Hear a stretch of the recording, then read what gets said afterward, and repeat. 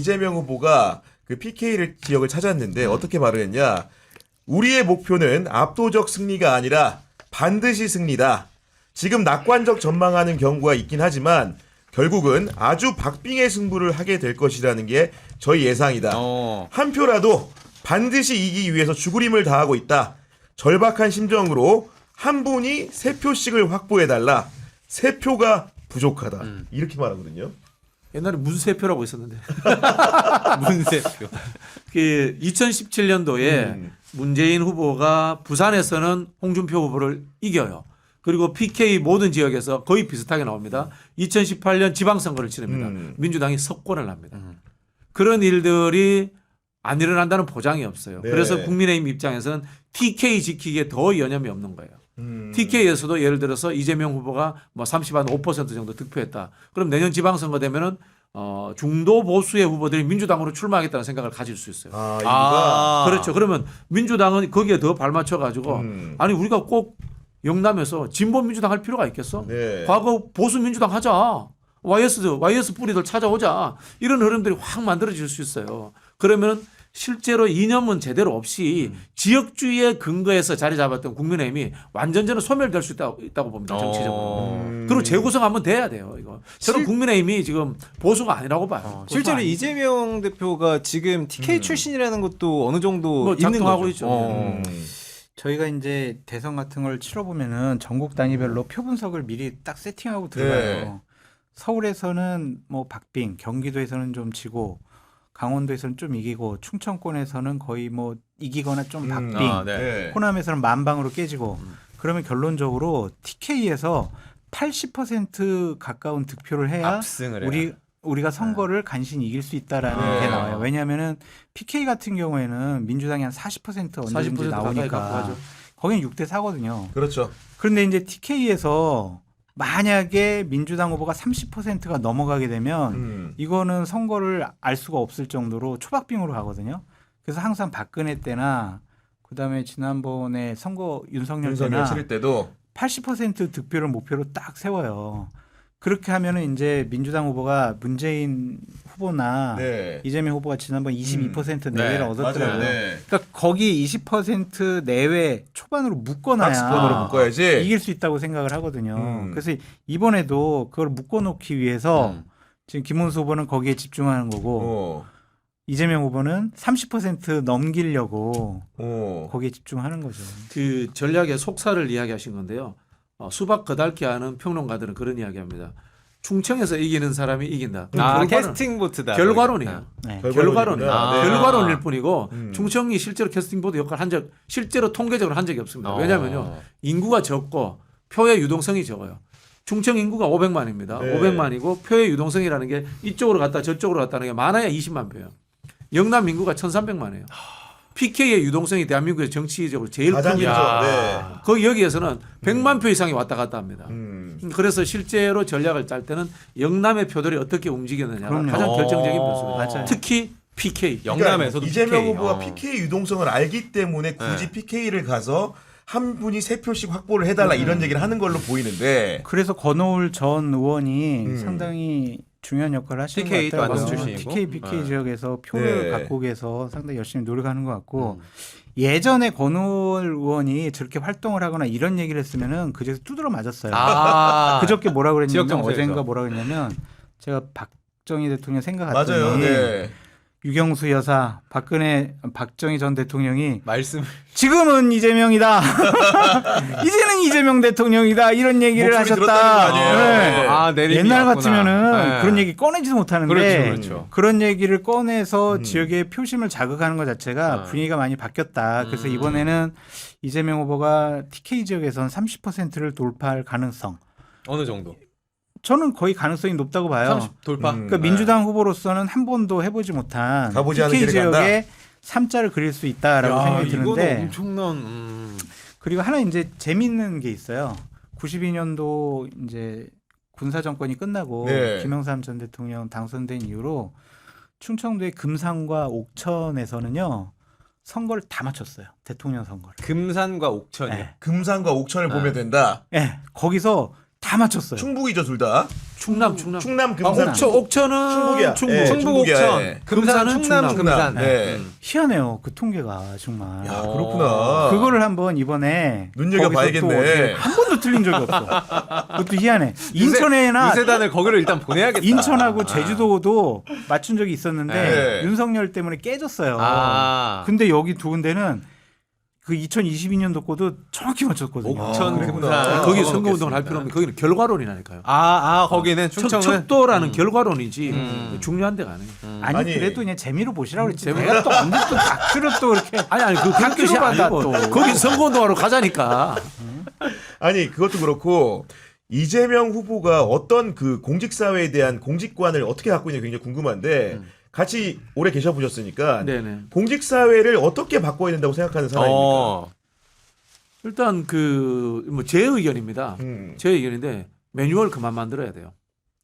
매뉴얼을 자꾸 만드니까 공직자들이 매뉴얼 속에 들어가 가지고 기계 부품이 돼 버려요. 그것만 한다. 네, 그런 이야기예요. 사실은 집단 지성을 통해서 토론하고 수기해 가지고 올바른 결론을 만드는 게 좋은데 이 한국 사회가 이 관료 이 독재가 심해지면서 모든 매뉴얼을 만들어 가지고 네. 매뉴얼이 없으면 일 안 하고 매뉴얼에 숨어 있으면 나는 다치지 않는가. 이 정당화를 복지부가 하고. 그렇죠. 네. 이런 상황이 만들어져 버렸거든요. 그래서 공직자들의 능동성을 최대한 발현하는 적극적 행정으로 바뀌어야 된다.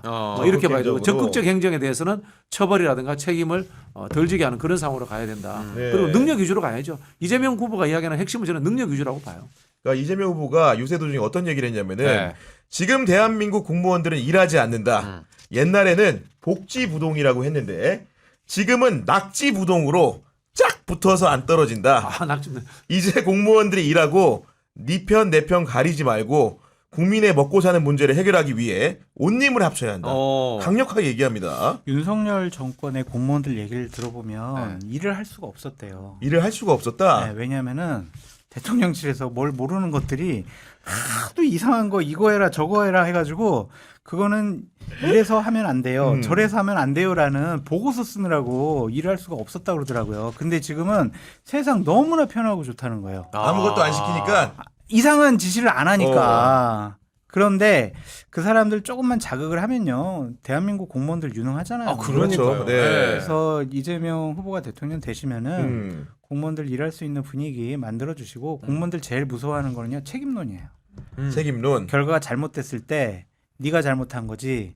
그럼 뭐 징계, 감봉, 그럼 연금도 맞아요. 하고 네. 뭐 공무원 해촉되고 그게 무서워서 일을 잘 안 하려고 하거든요. 그러니까 그 부분에 대해서도 어느 정도는 시행령이나 제도를 좀 바꿔가지고 일할 수 있는 분위기 만들어주는 게 아니 좋은 아닌 게 것 아니라 윤석열 정부에서 문재인 정부 때 이제 어떻게 보면 정부의 방침으로 시킨 일들을 했다가 수사받고 조사받고 감사용한 일들이 비일비재했거든요.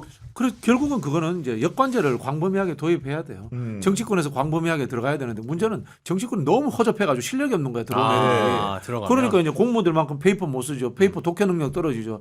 결국 이제 공무원들한테 의존하는 상황이 되고 정권 중반만 넘어가면은 공무원들한테 둘러싸여가지고 아무것도 못하는 상황이 벌어지는 거예요. 결국은 정당 정치가 수준이 떨어지니까 대한민국이 제대로 안 돌아가는 상황이 돼 있는 거예요. 미국의 예를 들어 보면요 이런 게 있어요. 폴리페서 네. 정부에 들어갔다가 기업 갔다가 이게 돌아요. 이게 리발빙 도어가 돼요. 네. 우리 그게 안 되잖아. 이 결국은 광범위하게 외부에서 공직 사회에 들어가지고 네. 그 다음에 또 그 사람들이 학교도 가고 기업도 가고 하는 이런 순환 시스템을 만들어야 돼요. 제가 이제 국회에 있을 때 이제 보좌관으로서 어떤 정책 제안을 하고 또 뭐 뭔가에 대해서 이제 자료 요구도 그렇죠. 하면요. 네. 공무원들이 그게 안 되는 근거와 법조항을 아주 정말 대단히 화려한 잘 만들어 와서. 문서 실력, 네. 문서 페이퍼로. 편집 실력으로 네. 안 되는 게 설명해. 할 말이 없어요. 보면은 조항으로 안 된다는데 오. 근거가 없다는데 어떻게 하냐 이거예요. 그러니까 그거를 타파할 수 있는 뭔가 획기적인 제도적인 개선이 필요한 거는 맞는 것 같아. 네. 근데 그거는 공무원 사이에 그게 철밥통이거든. 아니 그걸 어떻게 깰 수 있냐. 근데 뭐 김건희는 저기 양평고속도로 바꾸라고 하면 다 바꿔서 안 되는 걸 다 바꿔서. 감옥행위죠. 그렇지. 감옥행위. 감옥 그렇게 하면 안 가는 돼요. 잘못된 거잖아요 이게. 네, 감옥 가죠. 아니 그리고 이재명 후보가 유세 현장에 요즘 갈 때마다 성남시장 시절이 가장 행복했다고 하는데 성남시장 시절에 이재명 어떤 그 예를 들면 그 행정을 한 겁니까? 바로바로 집행이 되니까 우리 이제 그 지자체 이해 못 하시는 분들이 있는데 네. 구청하고 시군이 달라요. 구청은 특별시나 특광역시의 행정 전달 체계 우선인 거고 광역도의 시군은 집정 집행을 합니다. 직접 본인 네, 스스로 그리고 실제로 시장이 경기도지사보다 성남시장이 할 일이 많고 훨씬 더 적극 행정을 할 수가 있어요. 그러니까 내가 목표하고 구상한 바가 바로바로 실현될 수 있는 환경이란 거군요. 기초단체장이 그리고 인사권이라든지 징계권 이런 것들 모두 다 갖고 있으니까 공무원들이 바로 이렇게 붙어서 하는 그런 시스템이 만들어지고 단위도 네. 적당하니까 일하기 편해요. 근데 이게 압도적으로 승리의 가능성이 높은 후보니까 네. 이런 얘기를 할 수 있는 거지. 이런 발언은 대단히 위험한 발언이에요. 되치기 당하기 정말 쉬워요.